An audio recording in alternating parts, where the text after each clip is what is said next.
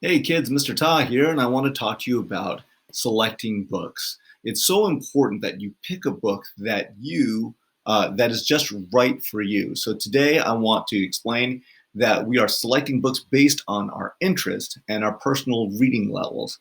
Basically, what we're saying is that when you pick a book, you have to first ask yourself, am I interested in this? Do I want to read this? And second, can I read this? Is this a book on my level? So the first strategy we're going to talk about is the I pick strategy. So when you pick up a book, you pick it up and you ask yourself the pick questions.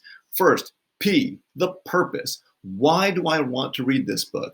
You can have any purpose that you want as long as you believe in it. Do you want to learn more things about a particular topic? Do you want to learn how to expand your vocabulary, have better words, or do you just want to relax and have a good laugh and read something just to entertain yourself? Any of those reasons are good reasons, but you should know if you don't have a good reason for reading the book, you're probably not going to want to read that book.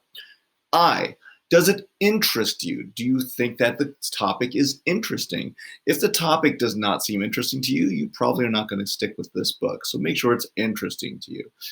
C, do you comprehend the book? And when I say comprehend means, do you understand the book? Do you understand what's going on in the book? You not only do not just saying, do you understand the words, but do you understand what ideas are being presented to you? For example, I thought I would like this book. I wanted to learn about the origin of humankind, and it interested me. But I kept on reading the same pages over and over again because the way they explained things was just so complicated and so strangely written that I just kept on reading the same sentences over and over again, and I couldn't quite make heads or tails of it. So it ended up, I sort of put that book down. And then the K, do I know the word know? Do I know most of the words? Here's another book that I thought I'd be interested in because I'm interested in music. So I have this tonal harmony and concept and practice, but a lot of the words they use are really weird to me. I've never even seen some of these words before. So it becomes a book that I don't end up reading because of that. So please ask yourself the I pick questions. Then, as far as knowing the words, let's look at that K, knowing the words. Well, how many words should you know? Well, that brings us to our next thing. We call it the 5-finger rule. So what it means to know the words in a book.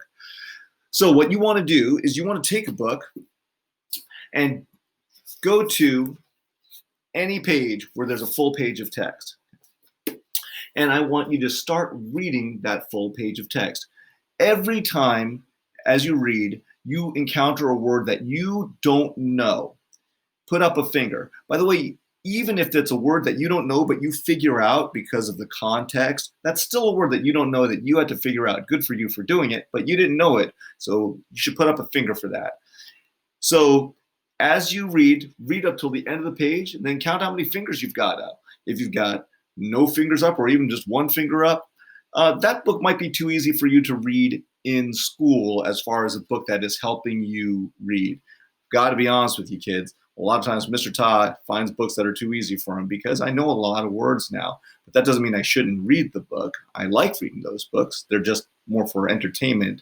But right now, because you're in school, you want to make sure you're always learning some new words. So just learning one word a page, probably too easy. So it gets to the next part where it says 1 or 2 now. That's a great choice for you. If you're learning a word or two every single time, every page, you are going to know so many more words by the end. If there are 3 or 4 words that you don't know per page, it might be a little challenging for you. You could give it a try if you're really interested in the book, but you might want to try something else. And if there are more than 5 words per page that you don't know, put that book down. That book, you're going to spend more time trying to figure out words than you are enjoying the book. And that's the key. You got to enjoy the book. Why? Because there's too many great books out there for you to be stuck reading one that you don't like. So remember, first pick with the I pick rules. Think about your purpose, the interest, do you comprehend it, and do you know the words? And use the 5-finger rule to decide whether or not you know the words or not. Until next time, I'm Mr. Top.